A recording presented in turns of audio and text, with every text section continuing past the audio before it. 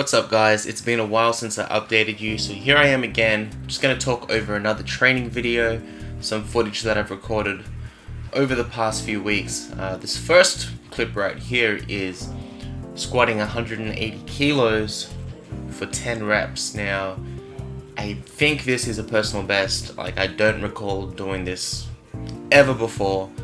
I've done some pretty heavy high rep squats using straps around my knees, knee wraps, but in knee sleeves.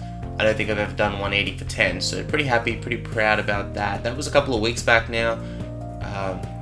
I think I saw a friend doing 180 for 8, and I had done that in a week prior to doing this, and I thought, fuck it, I can do 10 reps. So I put it in my mind that I could do 10, told myself I was going to do 10. If you follow me on Snapchat, you already know about this because I spoke about it on Snapchat back then, about the power of your mind. And if you really, believe and mentally prepare and visualize that you're going to do something, you've pretty much already done it, or you're most of the way there. So while doing this set, I definitely wanted to quit at the 7th rep, the 8th rep, obviously the 9th rep too, but I kept pushing because I told myself I would do it, and I got it done, which was amazing.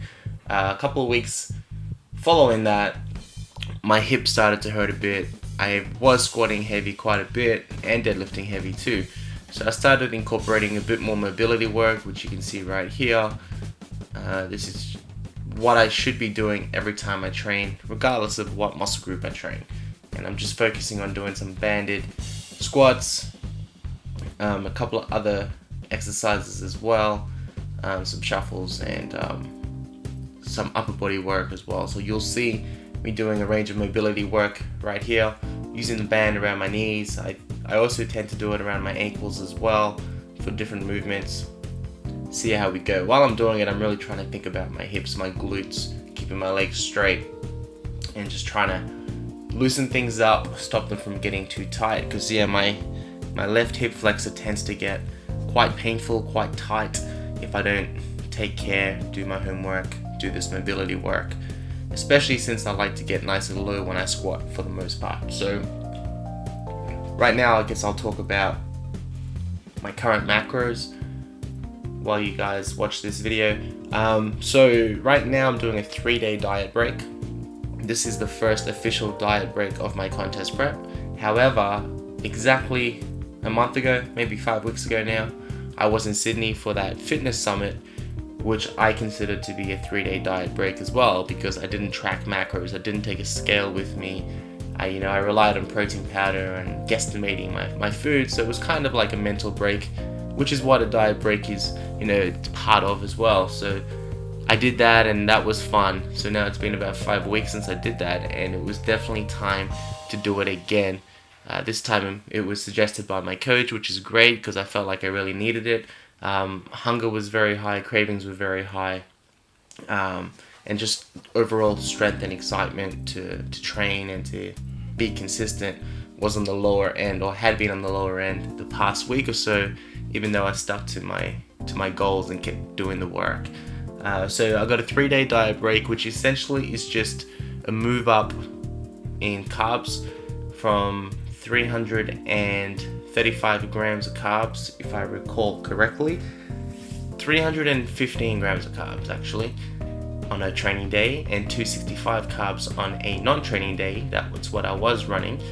And right now I'm just doing a 3-day diet break of 450 grams of carbs for 3 days in a row, 60 grams of fat, and 205 grams of protein. Now, this is my 3rd diet break day today, which is actually a rest day, so I'm probably going to feel my best, to be honest, because I'm going to have all that stored glycogen and energy and feel quite recovered. But tomorrow it is back to normal macros, training day macros, down to 315 grams of carbs, and we're going to start pushing that fat loss again. I think diet breaks are amazing for your mindset, really good for improving your energy and increasing your output. So tomorrow's training session will start with deadlifts, and I plan on dominating that session. You'll see in this video, last week I actually deadlifted a reasonable amount of weight for a decent amount of sets, which was really, really good. And it was just really my mind pushing me to get that work done because I definitely didn't feel up for it. And at the same time, I had really long rest periods to ensure that I got the weight up, did the amount of volume that I wanted to do, using the right loads and reps, etc.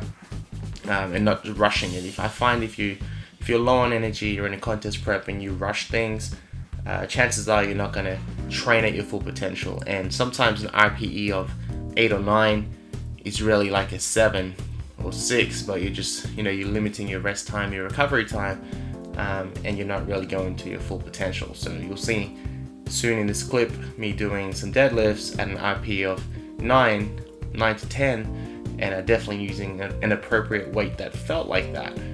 Whilst previous weeks I would have gone lighter and I would have assumed it was an RPE of 8 or 9 or 10, but it just came down to fatigue and not resting for long enough.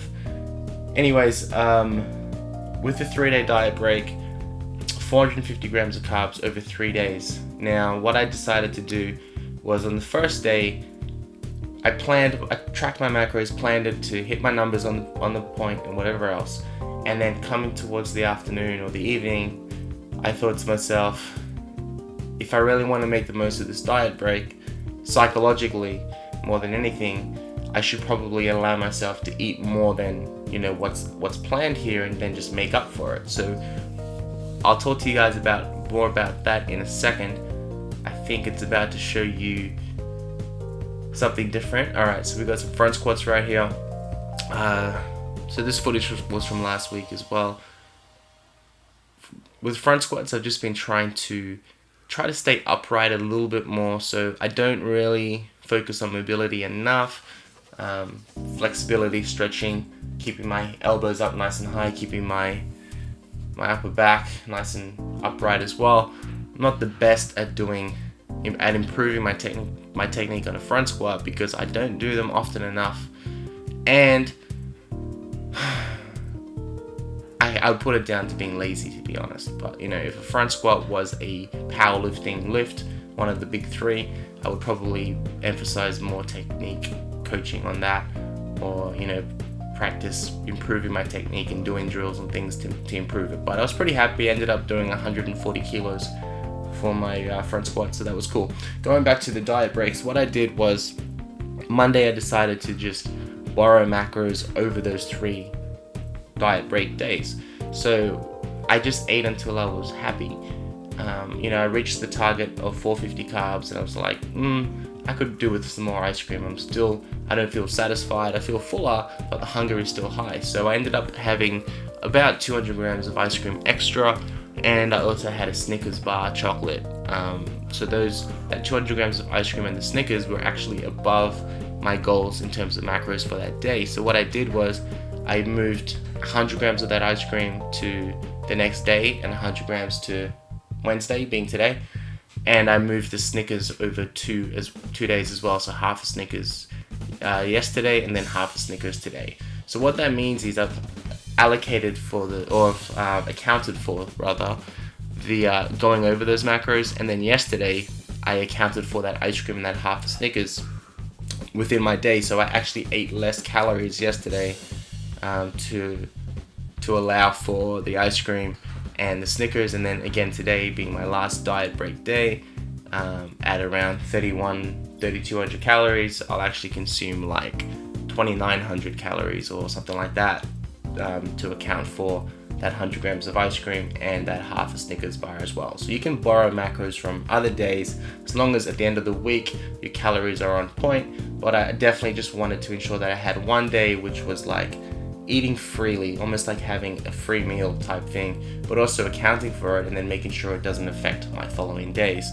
I made a video about this for my online coaching group, and I'll probably share it on YouTube or Facebook at some point, but just a bit of guidance in terms of how to borrow macros from the next days and not starve the following day and things like that. So anyways, right here I'm doing some Romanian deadlifts. I've decided to start using some straps as well. I'm not trying to be a powerlifter right now, so what matters most is really focusing on the muscle I'm trying to train. Now, if my grip strength is my limiting factor, but my hamstrings or my lower back or my glutes or whatever it is can handle more load, I'm going to, obviously use some straps so I can move more load. So as a bodybuilder, I think using straps, wrist straps, is a great thing to do. And these these RDLs felt really, really good. And I haven't done 160 kilo RDLs in quite some time, so I actually don't remember the last time I ever did them, to be honest, at that load. So it definitely felt great. I'm using a belt as well, just because, injury prevention, safety is very important, especially in the contest prep when your calories are low. And, when I was doing this exercise, I wasn't doing a diet break. Things were, I was definitely digging, pushing that fat loss. So I would say that my first diet break day was like mindful eating, but at the same time freely eating, making sure I hit my protein for sure, had sufficient fiber, and then went over in my carbs and fats. And then yesterday was around 2,900 calories or so, and then today will be pretty much the same, and then tomorrow back down to around 2,600 calories. So far so good. I feel really good today. Here is the deadlift video that I was talking about. So this was just over 1 day over 1 week ago. I'll be smashing this again tomorrow. Definitely feel very recovered, very strong right now mentally. So I know that I will dominate this. I had planned to do 4 sets of 10 right here. Ended up doing 40 reps total. Ended up doing 40 reps over 5 sets instead. Maybe I did like 42 reps or something like that, to be honest, because I got my 10, I got 8, then I think I did 6, and then I did 6 again, or 7. Not too short to remember, but not too short to be honest, but it was definitely over 40 reps. I made sure that I hit that target.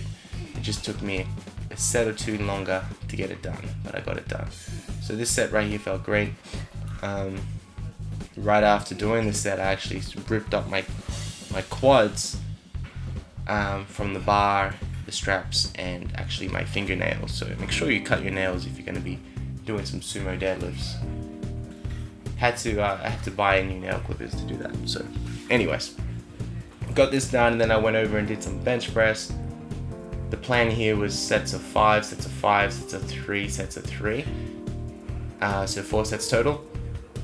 And I decided to push with 140, see how I go. I believe I did 120 for 5 first, and then I went over to 140. Just wanted to play with it, see how strong I was. And I think that was 3 reps there. So that was a 3 rep set. And then I thought, you know what, I'm gonna push it a bit harder. I'm gonna go up to 150. Feeling really good that day, to be honest. Like mentally really focused, really excited. Didn't rush the deadlift, so I felt like I had more energy, more focus. That training session took like 2 hours or something, but it was very well worth it. So 150 kilos right here with the pause as well. So I think I got 3 reps out as planned, which was awesome. Again, it felt really good, and I probably could have backed that up with an additional 3 rep set and just called the 140 a warm-up of sorts, but decided to push things even harder. Went to 160, which I would typically do that for reps if I'm about 5 kilos heavier, 6 kilos heavier than I am right now. And I had no one around to spot me or help me out, but I thought, you know what, YOLO, see how we go. So went ahead with the 160, and I wasn't sure if I was going to do a pause press or if I was going to do touch and go. It was kind of pause, not really, and I just did the 1 rep and decided that's a wrap.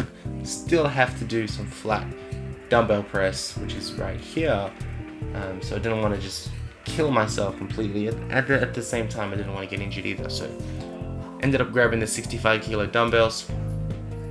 This right here was 3 sets of 6, which was planned, and as you can see, it was quite comfortable.